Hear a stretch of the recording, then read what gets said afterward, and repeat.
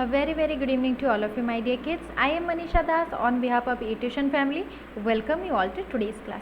Let me remind you that our eTuition family is providing quality education for your better tomorrow. So don't forget to be a part of our family. So my dear class 9 students, today we are going to start a very new chapter. What is the name of the chapter? The name of the chapter is diversity in living organisms. See, there are different kinds of organisms. So we are going to study about them. So in this part we are going to study about the basis of classification. How can we put them in different types of groups, right? So let's move ahead. Let's see what are the points we are going to discuss today. Before that, see, you have heard that, right? That we have originated from monkeys, right? So see, you can look in the GIF how we are developing, how we have developed from the monkeys, how we have originated.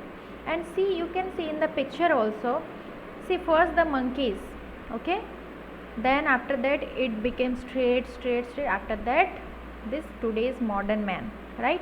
So we will be discussing about how we have originated and on the basis of which we are classified. So what is the importance of classification? Why do we need to put all these organisms in different groups? So today we are going to discuss about it and different basis of classification, on which characteristics we can divide them or we can put them in different groups. So let's start. So first is, see, you may be thinking, ma'am, what are these? Have you seen the Nagin movie and serial, right? So these are the main characters, right? So if we will tell that they are Nagin, then who is he? Who is she? Okay. By naming them Nagin is it doesn't make them Nagin, right? Nagin is a snake, yes or no?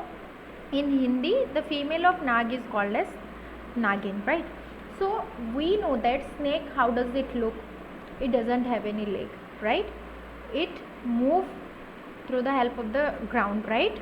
So see, we cannot say that if she is Nagin, okay, if she is a snake but she is having two hands, two legs like humans, by naming them Nagin, it doesn't make them Nagin, right?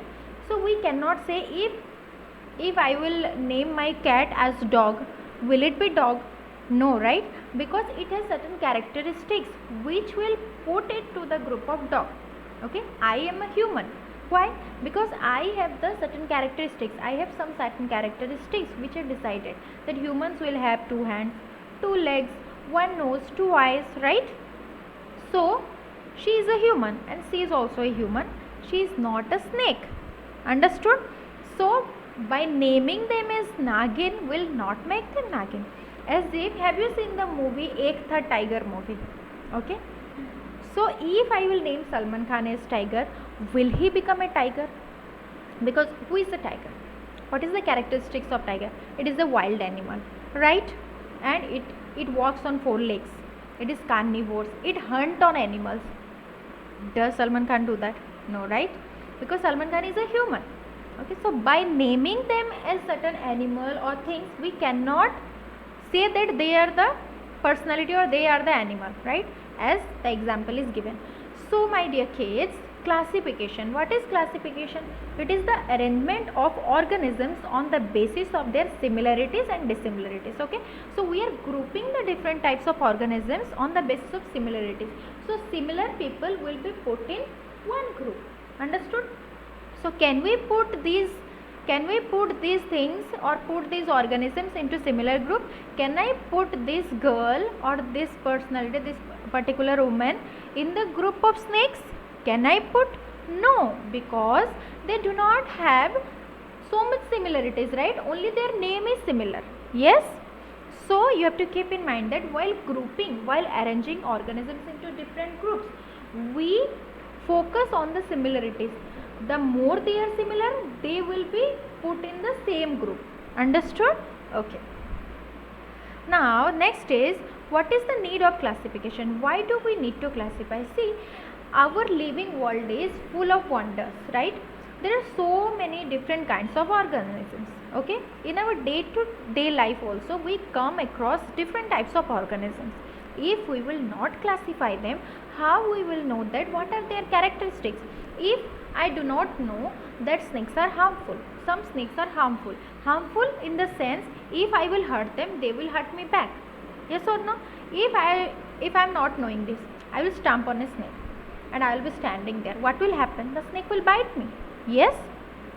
So in order to know that who is harmful, who is harmless, who is friendly, who is dangerous, for that classification is important.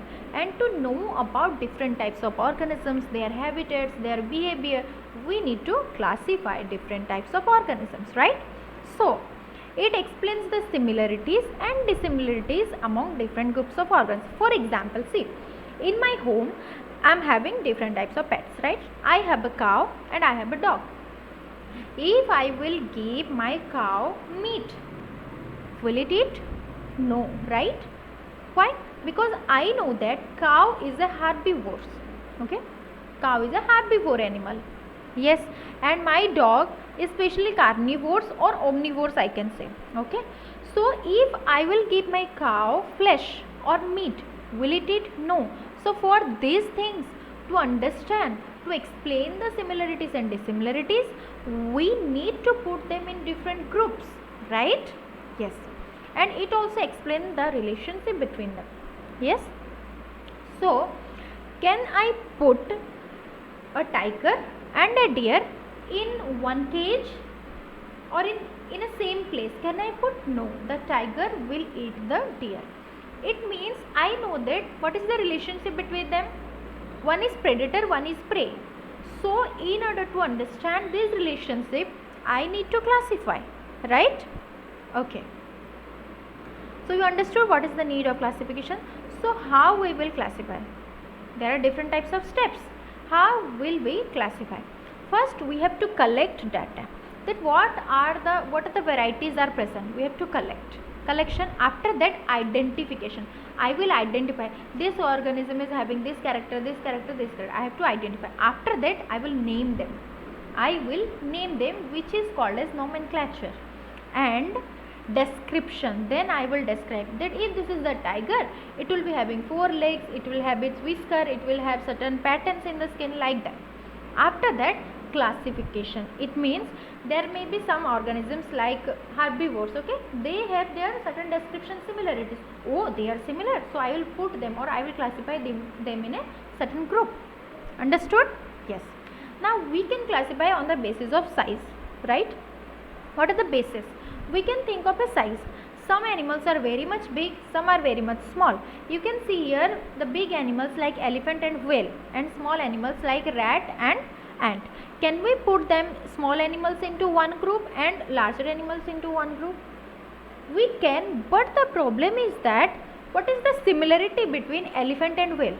Only the thing is they are big in size, but other similarities are not there. Okay, because whale lives in water, but elephant lives on land. Okay, so we cannot take only one characteristics on focus. So we have to see what are the different characteristics which are coming in common. After that only we can classify them. Okay, so on the basis of size I can classify, but only on the basis of size I cannot consider it, right? Then next comes color. On the basis of color, can I classify? Because our world is full of colorful organisms.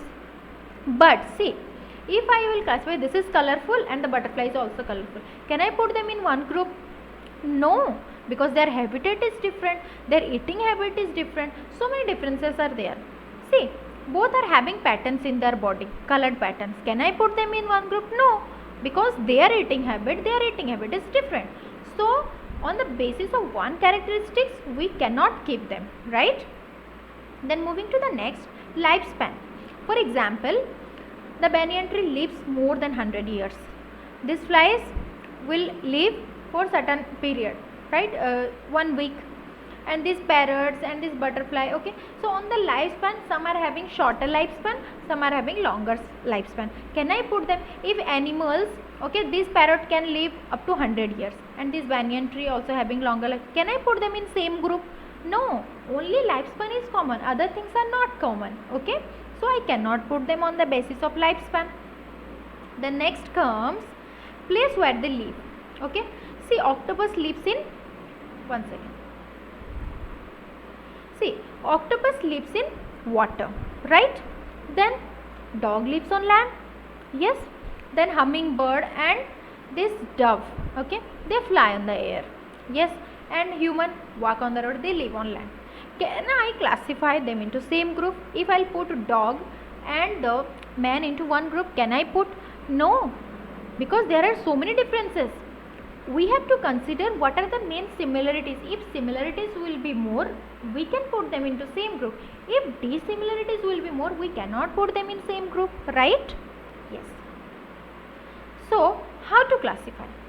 It is a big problem, right? How we will classify? So Greek thinker Aristotle classified animals according to whether they live on land, in water or in the air. So like me, the Greek thinker Aristotle classified animals, he grouped for animals living on land, in water and in air. But what happened? This is very simple way of looking at life, but misleading too. Why? As I told, seals, whales, octopus, starfish and shark, they live in water. But we can immediately see there are very different forms of each other in numerous ways, right? Their eating habit may be different, their body structure is different. In fact, habitat is the only point they share in common. Only common is that they live in water. Nothing else there is similarities are there. So this is not an appropriate way of making groups of organisms to study or think about. So from fundamental level we have to look. It means what is the fundamental level? What is the fundamental level? Cell. So from the cellular level we have to think that what are the similarities, what are the dissimilarities. So difference in cell level. First we have to find out what are the difference in cell level. After that, what is the difference in tissue level. Then difference in nutritional level. How they are depending for nutrition. And differentiation in organization of body, because our body is having different types of organ system. So how they are arranged, how the organ system is there. And see. So conclusion is that on the basis of structure is different, if the basic structure is different, then difference can be seen in all level. It means if the cellular structure is different, tissue will be different. If tissue will be different, organ will be different. If organ will be different, organ system will be different. If these are different, nutritional level will be different. If this will be, the organisms will be different. Yes or no? Yes. Therefore, these features having a skeleton, for example, are to be used to make subgroups. It means rather than making broad groups. It means, for example, okay, so we found that cellular level is same, tissue level is same, but nutritional level is little bit different. So we can make them into subgroups, right? For example, animals, right? We divided into plants and animals. Plants having different characters, animals are having different characters. And in animals also there are certain groups like herbivores, carnivores, omnivores. So we can divide them into subgroups according to the differences, okay? So first we will put in a broader group in which so many similarities are there. After that, according to the little differences, we can divide them into certain subgroups. Understood? Okay. So first we have to think about cellular level, then tissue, then nutrition, then organization, like that. So the conclusion is that, so from the basic structure we have to identify the similarities and dissimilarities. If they are similar, we can put them in a broader group. After that, according to their difference, we can divide them into certain subgroups. Understood? I hope that it is clear for you. Okay, my dear kids? Now, see, diversity is not about how we differ. Diversity is about embracing one another's uniqueness. It means, see, now we are discussing about diversity. Diversity means the way we are different. But do not consider is that how we are different. It is for us to understand that everybody is unique. Okay, everybody's thinking, everybody's way of talking, everybody's behavior is different. So how we are adjusting with them, how we are capturing or how we are believing them, how we are talking with them, how we are exchanging our behavior with them, that is the only thing. So India is a country which is having unity in diversity, because in India different types of people are living. We humans are also different. Okay, our behavior, our way of talking, our adjustment, okay, our way of thinking about a particular thing is different. Still then we all are humans, right? So we have to understand our each other's uniqueness, and accordingly we should act. I hope that you really enjoyed today's class. And my dear kids, don't forget to be a part of our eTuition family. Till then, stay safe, happy reading, and thank you. Goodbye.